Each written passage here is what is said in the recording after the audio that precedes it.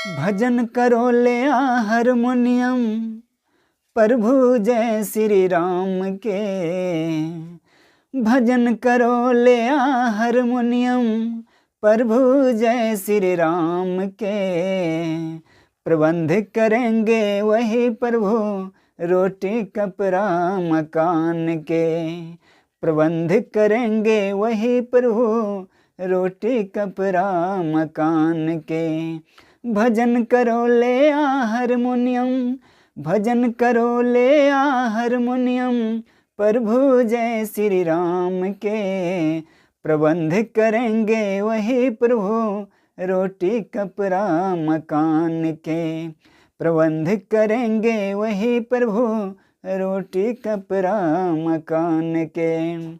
मेरे प्यारे साथियों, मैं बहुजन समाज के सभी साथियों को, सभी लोगों को मैं ये आगाह करना चाहता हूँ कि कौन राम, कैसा राम? वही राम जिसने शंभुक ऋषि को इसलिए वध कर दिया चूंकि वो शूद्र जाति के थे और काम क्या कर रहे थे? शूद्रों को शिक्षा देने का काम कर रहे थे। और वही राम जो ये माना कि शूद्र को शिक्षित होने के कारण एक ब्राह्मण का बालक मर गया है, इसलिए वो ब्राह्मण के बात पर वो राम शंभुक ऋषि को, जो शूद्र जाति के थे, उन्हें वध कर दिया। इसलिए मैं ये कहना चाहता हूं कि बहुजनों, अभी भी वक्त है, सुधर जाओ और ये पाखंडियों के चक्कर से बाहर निकल जाओ। इसलिए मैं ये कहता हूं, अंधभक्ति में है क्या शक्ति, तुझसे बेहतर जाने कौन। अंधभक्ति में है क्या शक्ति, तुझसे बेहतर जाने कौन। बिक जाए चाहे लोटा थाली, पर मत तोड़ न बरतिए मौन। बिक जाए चाहे लोटा थाली, पर मत तोड़ न बरतिए मौन। झोली भरती रहे, झोली भरती रहे, पंडे पुजारी की दान के। प्रबंध करेंगे वही प्रभु, रोटी कपड़ा मकान के। प्रबंध करेंगे वही प्रभु, रोटी कपड़ा मकान के।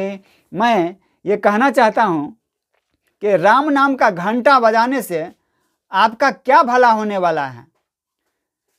क्या ये इससे भला तो उसी को होगा जो उसमें घंटा, उसमें लगे हुए हैं पंडे पुजारी। आपकी तो झोली खाली ही होगी। एक भी कोई भगवान का नाम बता दें आप, जिसने आप बहुजनों को, आप शूद्रों को, जिसने ब्राह्मणवादियों ने 4 वर्णों में बांट करके शूद्र जन बनाया, अछूत बनाया। किसी एक भगवान का नाम बता दें जो आपके भलाई, आपके उद्धार के लिए काम किया हो। और मैं डंके की चोट पर यह कह देना चाहता हूं कि उस भगवान से बड़े आप हैं जो कभी आपको शुद्ध नहीं कर पाया। और आप में इतनी शक्ति है बहुजनों कि तुम्हारे छू लेने मात्र से वो भगवान अशुद्ध हो जाता है। मुनिवर, आपके अनमोल वचनों के कुछ अंशों को सुनकर हम आपके कृतज्ञ हैं। ऐसे उच्च विचार तो हमने जीवन में प्रथमतः ही सुने हैं। मुनिवर, हम दशरथ पुत्र राम हैं। अहोभाग्य हमारी, आज इस आश्रम की भूमि आपके आगमन से पावन हो गई। स्वयं प्रजापालक ही हमारे आतिथ्य में आए हैं। मुनिश्रेष्ठ, आप जैसे महान ज्ञानी ऋषियों के कारण ही हमारे राज्य की भूमि पावन है, किंतु आज तक आप जैसे सद्गुरु से हमारा परिचय कैसे नहीं हुआ? मुनिवर, क्या मैं पूछने की धृष्टता कर सकता हूं कि आप किस गोत्र और कुल से संबंधित हैं? अतिथि, मैं शंभुक, मैं शूद्र कुल से हूं।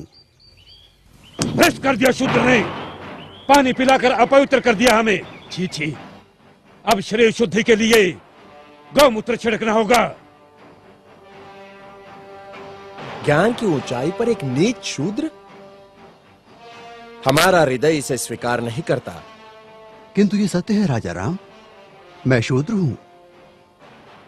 ज्ञान की गंगा का स्पर्श मात्र ही जिनके लिए वर्जित है, उनके पास ज्ञान का भंडार असंभव। तभी तो राम राज्य में अराजकता फैली है। राम, क्या आपको ज्ञात है कि धर्मानुसार आपका अपराध जघन्य है? मेरा अपराध? क्या शूद्र का ज्ञान प्राप्त करना अपराध है? हाँ, अपराध है, जिसके कारण हमारे राज्य में एक ब्राह्मण पुत्र की अल्पायु में मृत्यु हो गई। हे कर्तव्यनिष्ठ राम, बड़े ही दुख के साथ मुझे कहना पड़ रहा है कि निष्कारण ही आप मुझे ब्राह्मण पुत्र की मृत्यु का दोषी ठहरा रहे हैं, जिस घटना से मेरा कोई संबंध नहीं, उसका मुझ पर। राजा राम, मैं न कहता था जिसका जो कार्य है वही कार्य उसे करते रहना चाहिए, नहीं तो ये शूद्र भी एक दिन अपना सर उठाकर हमको ज्ञान पढ़ाएंगे। राजा राम, तुमको असंगत कहेंगे। शंभुक, तुमने धर्म की मर्यादा का उल्लंघन किया है। मैंने किसी धर्म की मर्यादा का उल्लंघन नहीं किया है। मैं एक ही धर्म को मानता हूं, वो धर्म है प्रकृति का धर्म, और उसके अनुसार सभी मानव समान हैं। न कोई ब्राह्मण है, न कोई शूद्र है।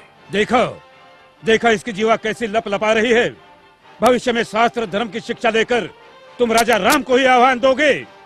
ऋषि, हमें किसी राजसत्ता और वैभव की लालसा नहीं है। हमें तो सिर्फ एक मानव जैसा जीवन व्यतीत करना है, और फिर बस समाप्त करो तुम्हारे वचन।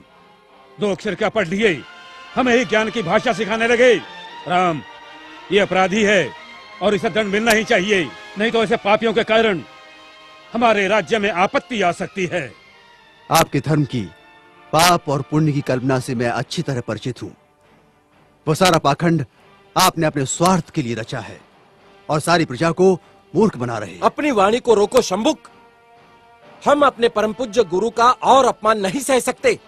तुमने धर्मोल्लंघन किया है, जिसके कारण हमारे राज्य में एक ब्राह्मण पुत्र की अल्पायु में मृत्यु हो गई।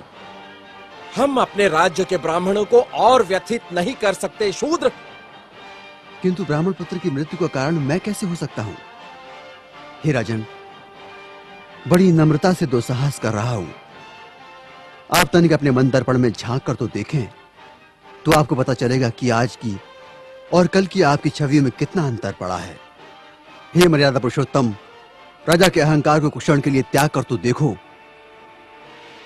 मुझे स्वप्न में भी आशा नहीं थी कि देवताओं के मान्यवर दशरथ पुत्र राम का इतना नैतिक पतन हो जाएगा। किसी ने बस कह दिया तो आपके सोचने की शक्ति क्षीण हो गई। राजदंड की आड़ में ऋषियों का वध करने के लिए उद्युक्त हो गए। दोषी मैं नहीं राजा राम, अपितु ब्राह्मण पुत्र की मृत्यु के लिए दोषी आप हैं। अपनी विष उगलती जिह्वा को रोको शंभुक। मुझे भयभीत करने की चेष्टा न करो राम। जब जब किसी शूद्र ने परंपरागत सामाजिक दास्तां की बेड़ियां तोड़ने की चेष्टा की, तब तब धर्मांधों ने उसकी हत्या कर दी।